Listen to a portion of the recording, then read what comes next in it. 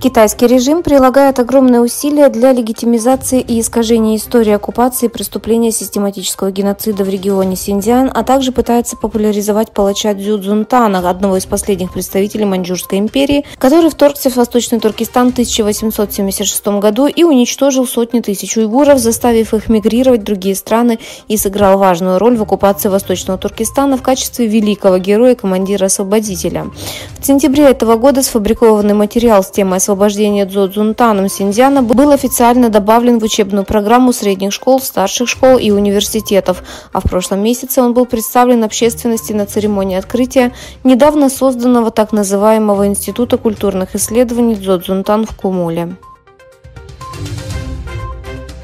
На встрече, организованной Союзом ученых Восточного Туркестана в Стамбуле, лидеры уйгурских организаций, собравшиеся в Стамбуле 26 декабря, подчеркнули важность обмена идеями и сотрудничества между учреждениями для достижения цели избавления от влияния Китая.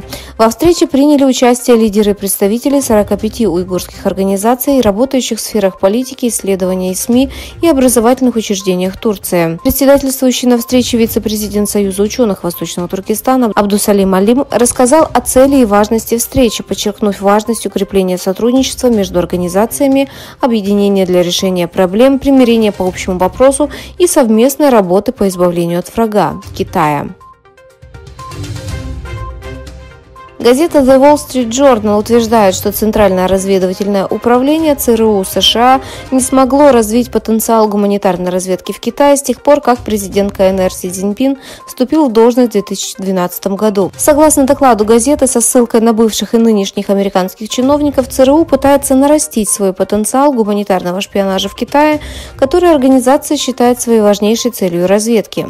По словам официальных лиц, из-за недостатков разведданных США имеют ограниченную информацию о секретных переговорах между Си Цзиньпином и его ближайшим окружением по ключевым вопросам безопасности, таким как Тайвань и другие вопросы. За последние 3 года мы более чем удвоили бюджет китайской миссии, и мы создаем Китайский миссионерский центр в качестве единственного странового миссионерского центра, который будет координировать все усилия ЦРУ в этом отношении, сказал директор ЦРУ Уильямс Бернс. Командующий сухопутными войсками Нидерландов генерал-лейтенант Мартин Вейнин заявил: «Мы должны быть готовы к войне с Россией», отметив, что Нидерланды не должны думать, что их безопасность гарантирована, потому что они находятся в 1500 километрах от России.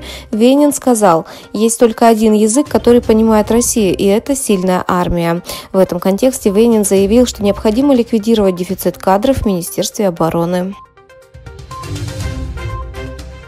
Американский штат Мэн запретил бывшему президенту Дональду Трампу участвовать в выборах в следующем году за его роль в штурме Капитолия. Первый запрет в отношении бывшего президента Трампа поступил из штата Колорадо. Верховный суд штата Колорадо запретил Трампу баллотироваться на пост президента из-за его роли в штурме Капитолия. Утверждается, что индийское правительство прослушивает оппозиционных журналистов с помощью шпионского ПО «Пегасус». Результаты совместного расследования Amnesty International и Washington Post вызвали обеспокоенность.